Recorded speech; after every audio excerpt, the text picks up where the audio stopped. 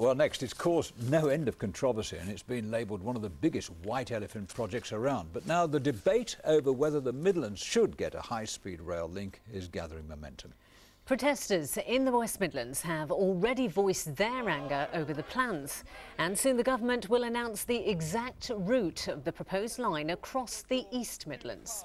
Tonight, in the first of two special reports, Keith Wilkinson travels on what seems to be a successful high-speed line between Frankfurt and Cologne in Germany.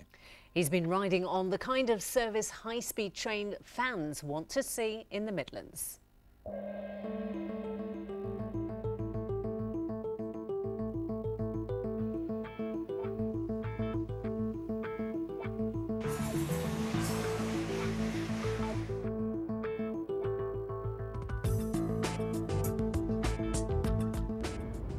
Service is very different to what you'd expect to see in England, more like the Starship Enterprise. Looking through the driver's compartment here as we hurtle into this tunnel.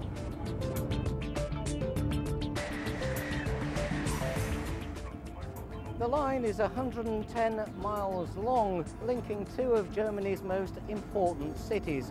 And fans of high-speed rail in England say this is a perfect example of how things should be done. I think it's essential for our links, not just to the southeast and to the continent, but to northern cities as well. By creating a network of commercial centres like the Germans have, we can also compete on a world stage. We can also link our major airports.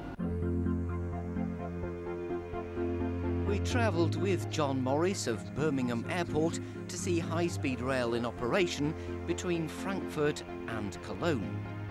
He wants to see something like this at the airport and at the NEC, creating thousands of jobs in the Midlands. Just in the way that major airports in Germany, 4 major airports are linked by high-speed rail, we believe that major airports in the UK can be linked by high-speed rail. And what that means is the prosperity that airports generate that moves out to the regions is not just centred on London. It means that the demand for air travel is satisfied with regional airports that have lots of spare capacity, and it means that new businesses also grow up around those airports. I think it's essential if you if you have fast connections by train, then your city becomes more and more attractive. On the one hand for business travel, of course, but also for leisure travelers. And do you think high-speed services have made a difference in Germany? Oh, absolutely, absolutely. I mean, it's it beats everything for certain distances. It beats cars by any means, and for some distance, it even beats planes.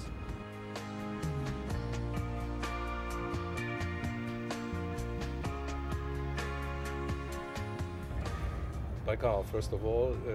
The streets here in Germany are at this time in the day very full, and very, very often you stay and you cannot move, and so you can use the computer, you can work, and you at a certain time you arrive and it's okay.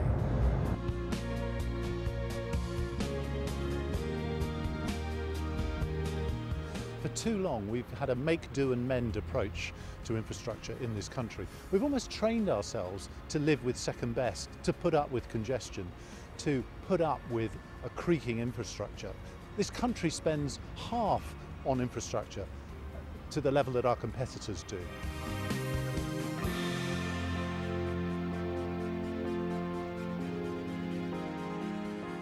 HS2 will not only bring faster and more frequent services to UK cities, but also connect us to Europe, and us as a business to remain competitive and market leaders.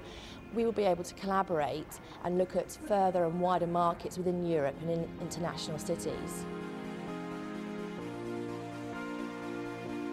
The West Coast is at capacity.